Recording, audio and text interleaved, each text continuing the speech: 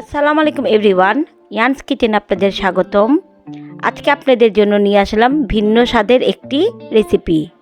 গরুর মাংস অনেকেই অনেকভাবে করে থাকেন, কেউ ভুনা, কেউ ঝোল, অনেকেই অনেকভাবে করে থাকেন। আজকে আপনাদের সাথে আমি শীতের এই মৌসুমের সবজি দিয়ে আপনারা কিভাবে গরুর মাংস রান্না করলে আরও খুবই মজা লাগবে এবং খুবই হেলদি হবে একটি খাবার, সেই রেসিপি নিয়ে আজকে আপনাদের সাথে হাজির হলাম। সাধারণত বাচ্চারা এই সবজিগুলো খেতে চায় না, কিন্তু আপনি যদি গরুর মাংস দিয়ে বাচ্চাদের এই সবজি দিয়ে যদি আপনি গরুর মাংস রান্না করে দেন, তাহলে তারা মজা মজায় খাবে। ছোট্ট একটি ইন্ট্রোর পর চলুন দেখি কিভাবে করা যায়।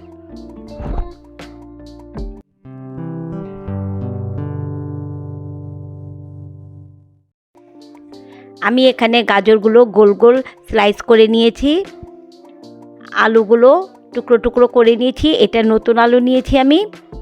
বিট এটাকে টুকরো টুকরো করে নিয়েছি এবং শালগম এটাকে টুকরো টুকরো করে নিয়েছি। এই সব সবজিগুলো আমি একটু সিদ্ধ করে নিব, অর্ধেক সিদ্ধ করে নিব গরুর মাংসে দেওয়ার আগেই। এবং এখানে একটি ফুলকপি নিয়েছি, ফুলকপিটাকেও একটু সিদ্ধ করে নিব। এখন প্যানে তেল দিয়ে নিয়েছি, এর মধ্যে এখন পেঁয়াজ কুচি দিব। লবণ দিয়ে পেঁয়াজটাকে একটু নেড়ে চেড়ে কালার আসার অপেক্ষা করব। কিছুক্ষণ একটু চুলায় রেখে দিব, মিডিয়াম আঁচে কালার আসার অপেক্ষা করব। পেঁয়াজের কালার অনেকটা চলে এসেছে, এর মধ্যে আমি একটু পানি দিয়ে পেঁয়াজটাকে কষিয়ে নিচ্ছি। প্রত্যেক রান্নাতেই প্রথমে আমরা যদি ভালো মতো একটু পেঁয়াজটাকে কষিয়ে নিই, আমাদের রান্নাটা অনেক ভালো হবে। এখন এর মধ্যে আমি একটু আস্ত মশলা ব্যবহার করছি, দারচিনি, এলাচ এবং কালো গোলমরিচ। কালো গোলমরিচ আমি আস্ত দিয়েছি, কারণ গুঁড়া দিলে এটা কালারটা পুরো চেঞ্জ হয়ে যাবে। আমি এখানে কালো গোলমরিচ এভাবে আস্ত দিয়ে দিয়েছি। 1 চা চামচ সাদা গোলমরিচের গুঁড়া 1 চা চামচ এবং জয়ফল জয়ত্রী গুঁড়া 1/2 চা চামচ। এখন আবারও সব কিছু ভালো মতো একটু কষিয়ে নিব। ভালো মতো নাড়তে নাড়তে এটাকে কষিয়ে নিতে হবে। এখন 2 টেবিল চামচ আদা রসুন বাটা দিয়েছি। আমি আজকে এখানে 1 কেজি মাংস রান্না করব। আপনারা কতটুকু রান্না করবেন সেই অনুযায়ী আপনারা মশলা ব্যবহার করবেন। ভালো মতো নেড়ে চেড়ে সব কিছু কষিয়ে নিব।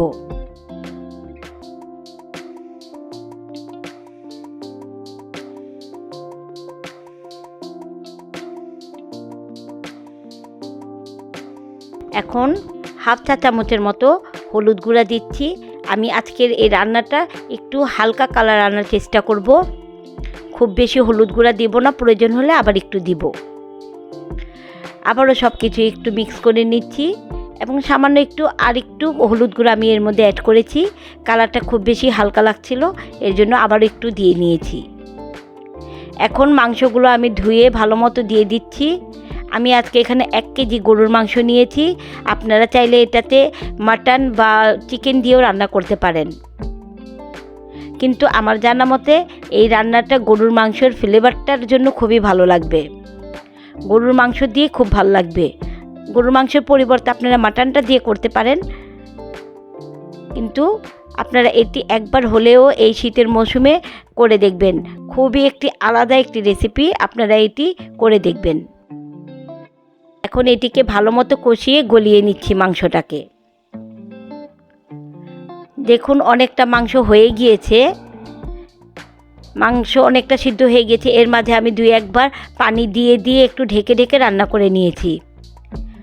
কাঁচামরিচ ফালি করে দিয়েছি। প্রত্যেকটা ভিডিওতে দেওয়া পসিবল না, তাহলে অনেক বড় হয়ে যায়। মাঝে মাঝে আমি একটু পানি দিয়ে গরুর মাংসটাকে সিদ্ধ করে নিয়েছি। এখন একে একে সব সবজিগুলো আমি দিয়ে দিচ্ছি। সবজিগুলো যেহেতু সিদ্ধ করা, তার জন্য এখানে আর খুব বেশি সিদ্ধ করতে হবে না। এখানে সবজিগুলো আগে থেকে সিদ্ধ করার কারণ হলো, মাংসর মধ্যে যদি একে একে সব সবজিগুলো সিদ্ধ করি, এক একটা সবজির টেক্সচার এক এক রকম, কোনোটা সময় কম লাগে, কোনোটা সময় বেশি লাগে। এর জন্য আমি সবজিগুলো আলাদা আলাদাভাবেই সিদ্ধ করে নিয়েছি। এখন 2টো টমেটো স্লাইস করে দিয়ে দিয়েছি। সবজিগুলো দিয়ে এখন খুব বেশি আমি সিদ্ধ করব না, কারণ আমার সবজিগুলো সিদ্ধ করা, আমার মাংসটাও হয়ে গিয়েছে, তাই এর মধ্যে আর খুব বেশি সময় দিব না। ভালো মতো সব কিছু একটু কষিয়ে নিয়েই আমাদের রান্নাটা শেষ করব। এক একটা সবজি এক একটা সময় লাগে, এর জন্য আপনি যদি এভাবে আলাদা আলাদাভাবে সবজিগুলো সিদ্ধ করে দেন তাহলে আপনার কোনোটা সবজি ভেঙে যাবে না। এখন এর মধ্যে আমি একটু পানি দিয়ে দিচ্ছি। পানি দিয়ে কে কোন পরিমাণ ঝোল খেতে চান সেই পরিমাণে পানি দিবেন। আবারও একটু ঢেকে বলক এনে নিচ্ছি। বলক চলে আসছে এবং তেলটাও উপরে উঠে এসেছে। কিছুক্ষণ আমি এভাবে চুলায় রেখে নামিয়ে নিব। বলকটা চলে এসেছে, তেলটাও উপরে উঠে এসেছে। আমি এখন এটিকে নামিয়ে পরিবেশন করব। বাচ্চারা এই সবজিগুলো সাধারণত খেতে চায় না, এভাবে রান্না করে দিলে তারা খুবই মজা মজায় খাবে। সবজিগুলো কোনোটা ভেঙে পড়েনি। খুবই সুস্বাদু একটি রেসিপি, আপনারা অবশ্যই বাসায় ট্রাই করে দেখবেন। এটি ভাতের সাথে খেতে খুবই দুর্দান্ত লাগবে। আমি যখন এটি বাসায় রান্না করেছি আমার ভাতের চাল একেবারে দ্বিগুণ লেগেছিল। আপনারা অবশ্যই এটি বাসায় ট্রাই করে দেখবেন। আমার রেসিপিটি ভালো লেগে থাকলে প্লিজ আমার ভিডিওটিকে লাইক, কমেন্ট এবং শেয়ার করে দিবেন।